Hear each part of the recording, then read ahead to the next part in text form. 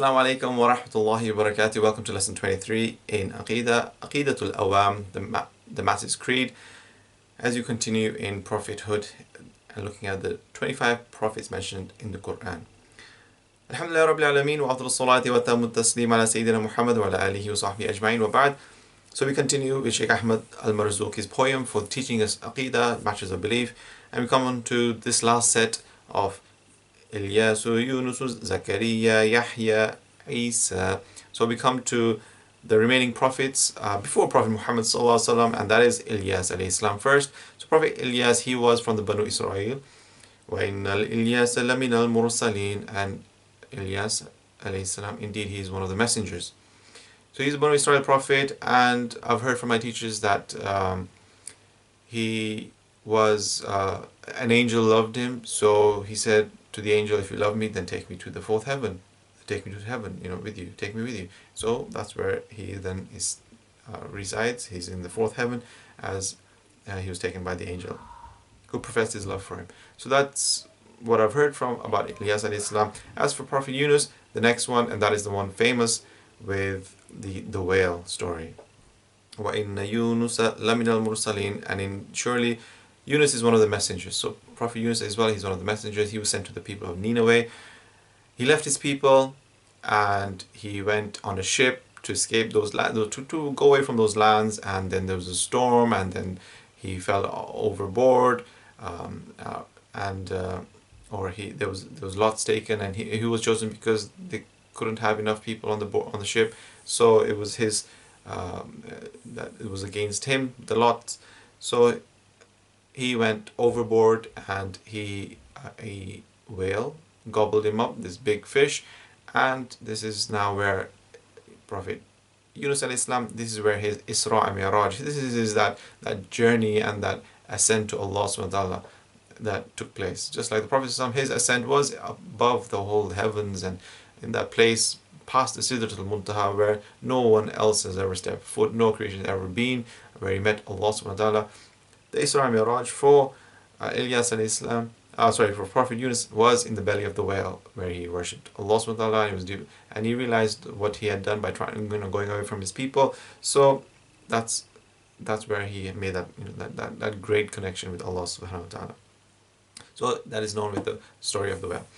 Then we have Zakariyyah alayhi salam, who is also Banu Israel prophet. He is a carpenter by trade, so woodwork, just like Prophet Nuh alayhi salam.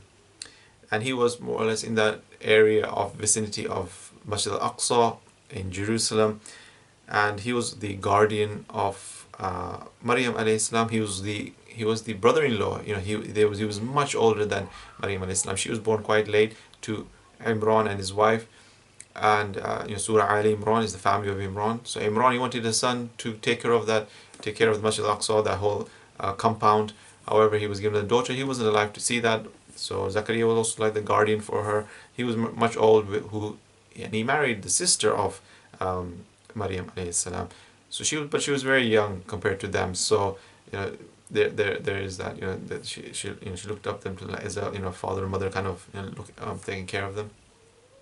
So Zakariyyah alayhi salam, he would find Maryam alayhi salam with fruits and fruits of Jannah, food of Jannah, as Maryam alayhi salam was now also responsible for that vicinity area in caretaker of Masjid al-Aqsa and the vicinity.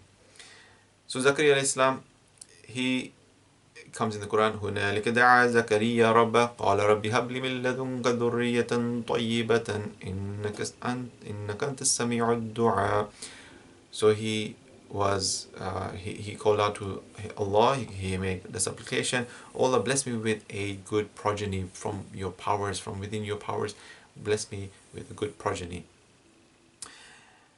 And you are the one who listens to the du'as, you are the one who hears the supplication, O Allah. So he was granted a son, and he was granted the son in very old age, and this was at the age of about 100. So then Yahya was born to them. And Yahya alayhi salam is the next prophet to be mentioned, and it comes in the Quran. فَنَادَتْهُ الْمَلَائِكَةُ. So the angels called to him, to Zakariyyah alayhi salam, وَهُوَ قَائِمٌ يُصَلِّي فِي الْمِحْرَابِ, and he was praying in the mihrab area, in the masjid area. He was praying devoutly to Allah subhanahu wa ta'ala. أَنَّ اللَّهَ يُبَشِّرُكَ بِيَحْيَى. Allah subhanahu wa ta'ala is going to gives you the good tiding that you are going to have a son who is going to be called Yahya. مُصَدِّقًا بِكَلِمَةٍ مِّنَ اللَّهِ, who is going to confirm the word of Allah as all prophets did. وَسَيِّدًا, and he's going to be a chief. وَحَسُورًا, and he's going to be a abstent from women. وَنَبِيًّا مِّنَ الصَّالِحِينَ, and he's going to be a prophet from the righteous. So this was Yahya alayhi salam, who was born to Zakariyyah alayhi salam. And then this Yahya alayhi salam, he is the first cousin to Prophet Isa alayhi salam, and that is the next prophet. So Prophet Isa, he is obviously one of those. We live in Christian lands as well. We hear a lot about Jesus, peace be upon him. We hear about Isa alayhi salam a lot. But we have our own Islamic teachings that teach us about the true, what to believe in Prophet Isa and his story. So Prophet Isa alayhi salam was born to Maryam alayhi salam. Now Prophet Isa, Prophet Adam alayhi salam, and Prophet Yahya, they have this link, they have this connection. But I'll read the verse first as it comes in the Quran. إِنَّ مَثَلَ عِيسَى عِنْدَ اللَّهِ كَمَثَلِ آدَمَ خَلَقَهُ مِنْ تُرَابٍ ثُمَّ قَالَ لَهُ كُنْ فَيَكُونَ. Indeed, the similitude, the example of Isa alayhi salam is, in the sight of Allah, is like Adam alayhi salam. He made them both from teen. He made them both from clay, and he said, "Kun fayakun, be, and it is." So that's mentioning both Prophet Isa and Prophet Yahya, Prophet Adam alayhi salam, the father of all bashar, of the human form. So Prophet Isa alayhi salam was born, we know, without a father. He was born to Maryam alayhi salam, as Jibreel alayhi salam came and blew into Maryam alayhi salam and giving the good tidings that you're going to have a son called Isa, and he blew the spirit into Maryam alayhi salam, and she was pregnant with Prophet Isa. So he was born without a father. Prophet Yahya, he was born without a mother, because his mother, although she did give birth to him, she was very old, she was barren, she would not be able to have a child. And Prophet Zakariyyah was also very old, as I mentioned, 100 years old. So for her to have a child is impossible. Metaphorically, he was born without a mother. Prophet Isa born without a father, and then we have Prophet Adam alayhi salam, who was born without a mother and a father. And this is Allah subhanahu wa ta'ala creating him, like I said in previous episode, that he was born. He was never born in a child form, in a baby form. He was born straight into the shape of a man. Allah subhanahu wa ta'ala shaped him in the form of a man. That is this great blessing of what body Allah subhanahu wa ta'ala, this vessel in this temporary dunya that Allah subhanahu wa ta'ala has given us, that it performs all the functions that we need to, and everything's put in the right place, and how everything functions and behaves, and how it heals itself, the body, and all that, blessings that we know and we do not know. And Allah subhanahu wa ta'ala has blessed us with such great blessings. So Prophet Adam Islam, he is the one born without a father or a mother. So this is that link between the three. So Prophet Isa Islam, he was born to Maryam Islam when Angel Jibreel came to blow the spirit into her. She had to point to him because she was to fast when he was born, because that was the instructions given by Allah subhanahu wa ta'ala. And she pointed to Isa alayhi salam in the cradle, and he spoke. He said, "I am Abdullah, I am the slave of Allah." Just like all the other prophets, some of the others would speak in the cradle as well. So this is not something specific just to Prophet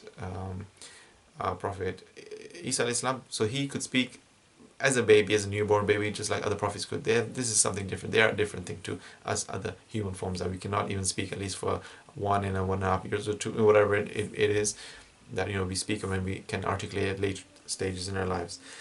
So Isa alayhi salam, he grew up and he was given miracles, as all prophets are, to prove that they are a prophet and sent from Allah subhanahu wa ta'ala, to prove for what the cause, and to call people to worship one Allah subhanahu wa ta'ala.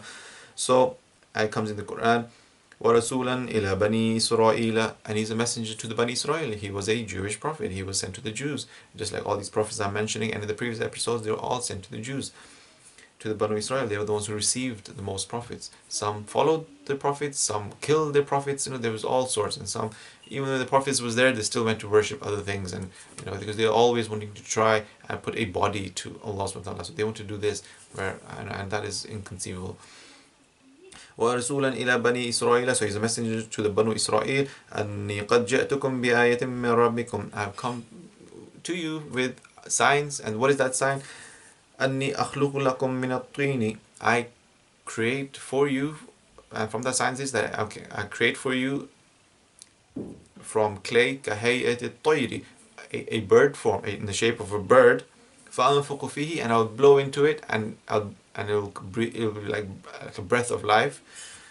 فيكون طيرا بإذن الله, and it'll become a bird by the permission of Allah. So this Isa Islam breathing into this clay form. So like, you can think of plasticine, Play-Doh, shape of a bird. Isa Islam could make a shape of any animal, breathe into it, and it would come into life. Just like he was breathed into, Isa Islam, he has that ability, but that miracle, he can breathe into. By Allah's permission, he can breathe into these kind of clay models, and they will become into alive. وَأُبْرِيُ الْأَكْمَهَ وَالْأَبْرَصَ, and he can cure the leper, the skin disease. So, so we talk about medicine because this is the big thing of the time of Prophet Isa Islam. The big thing about the time of Prophet Musa Islam was magic. So, he threw the stick, it became a serpent and gobbled up all the other magicians' devious tricks to that the rope that was looking like snakes to the people. But Prophet Musa came with that miracle which was to do with magic. It was the best thing. So just like here as well with medicine. So here's Prophet Isa curing the leper, curing the people born with blindness, and he can cure that. وَأُحْيِي الْمَوْتَ بِإِذْنِ اللَّهِ, and he can give life to those who are dead. He can bring the dead back to life again. So this is one of the greatest things. No medicine can beat that. People seek immortality, to live longer, things like that. But to actually bring something from that's dead back to life again by the permission of Allah, that is one of the greatest medicine tricks you can do.